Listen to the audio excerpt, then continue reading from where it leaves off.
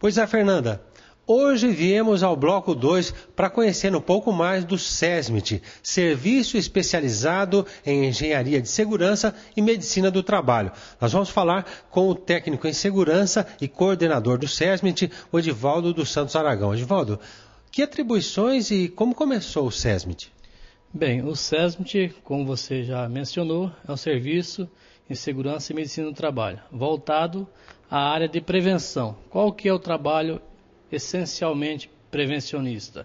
Todas as atribuições, atividades voltadas para o servidor têm como princípio básico analisar o ambiente de trabalho, né, as condições ambientais e se esse ambiente é saudável, é um ambiente onde ele pode desenvolver suas atividades sem prejudicar sua saúde e sem sofrer acidentes de trabalho. A finalidade básica é essa.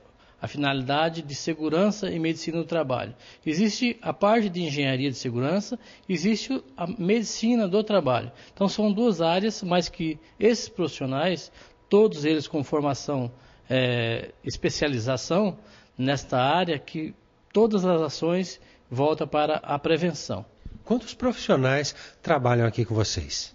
Bem, nós temos um engenheiro de segurança do trabalho, nós temos 2 médicos do trabalho, 4 técnicos em segurança do trabalho, temos um técnico de enfermagem do trabalho, temos também um psicólogo e um assistente social que nos dá apoio nos casos de doença, nos casos de problema psicológico, o ambiente não está agradável, as pessoas têm algum problema de ordem de trabalho, é tratado com esses profissionais. Que tipo de ações a gente podia mencionar de trabalhos que vocês fazem no campus? Bem, são diversas as áreas e atuações do SESMIT enquanto prevenção. Primeiramente, é importante que todo o ambiente de trabalho seja inspecionado. Essa inspeção parte de princípio. O técnico de segurança do trabalho, o engenheiro, o médico, qualquer profissional do SESMIT, do Serviço de Segurança e Medicina do Trabalho, ele tem a obrigação de ir até o ambiente de trabalho para comprovar se aquelas condições de trabalho que de repente o próprio servidor, o trabalhador vem reclamar, se queixar, então nós vamos até o local de trabalho, inspecionamos o local de trabalho e averiguamos qual medida preventiva de doença e de acidente de trabalho nós devemos adotar, tomar para que aquele ambiente seja cada dia melhor. O objetivo, claro, é evitar acidentes de trabalho e doenças relativas ao trabalho. Exatamente. Porque nós sabemos que a vida laboral dura de 30 a 35 anos.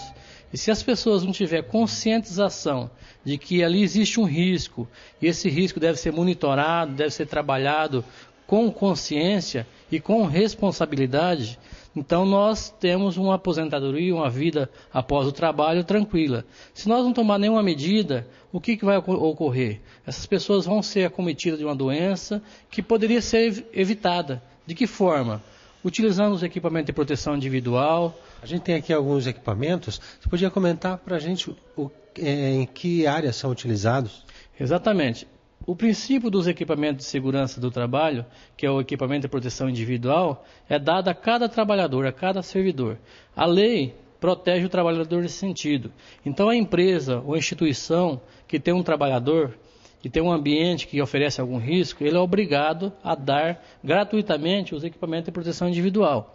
Ele vai desde o sapato, da botina de segurança, tá? O capacete, a luva, os cintos de segurança e por aí vai. São vários equipamentos de acordo com a característica de trabalho. Bem, mas para chegar a essa indicação, precisa de um profissional habilitado. E precisa também monitorar os problemas que existem em cada área, como vocês fazem com esses equipamentos. Fala um pouco para a gente dos equipamentos. Nós temos também o equipamento que nós vamos lá fazer uma medição. Por exemplo, nós temos que monitorar uma iluminação do ambiente de trabalho. Eu sei que lá a pessoa se queixa que tem acuidade visual, tem computador, tem trabalho que depende de um nível de iluminação um pouco mais elevado, um pouco menos. Então nós vamos lá e fazer uma medição. Esse aparelho que se chama luxímetro. Nós medimos lux, né? Então nós vamos saber, existe uma tabela da ABNT que vai dar o parâmetro. Qual o tipo de atividade? É um escritório, uma atividade de concentração, ou é uma almoxarifada que depende de pouca luz. Então tudo isso a gente vai monitorar. Vocês medem também ruídos e outras coisas. Ruído, exatamente.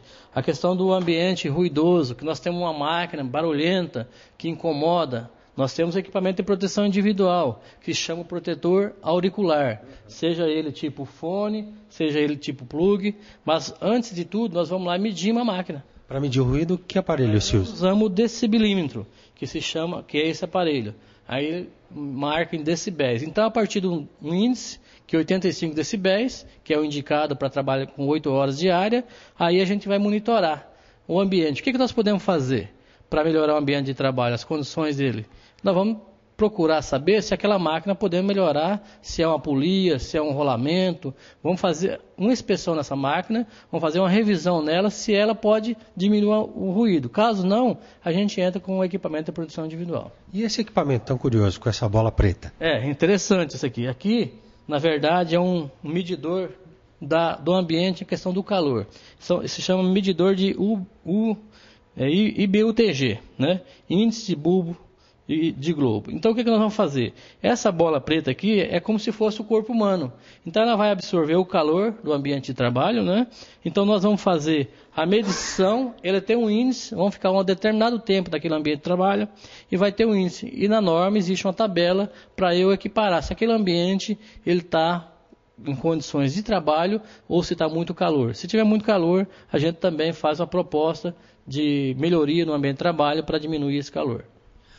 Edivaldo, se algum servidor estiver assistindo a gente, tiver alguma dúvida para se informar, pode ligar para o SESMIT. Com certeza, nós estamos aqui no bloco 2, né, próximo à Caixa Econômica, né, o ramal 4259, que é o geral aqui do SESMIT, né? Então a pessoa pode por telefone, ou muitos servidores aqui já têm de praxe, já é conhecimento, que quando ele precisa de alguma inspeção, né, precisa de algum auxílio, eles encaminham a CI, que é a comunicação interna. Então ele sugere o que ele está precisando, se é um equipamento, se é uma inspeção no local de trabalho. Então aí nós designamos um profissional para ir até aquele local averiguar aquela queixa que ele nos relatou até então.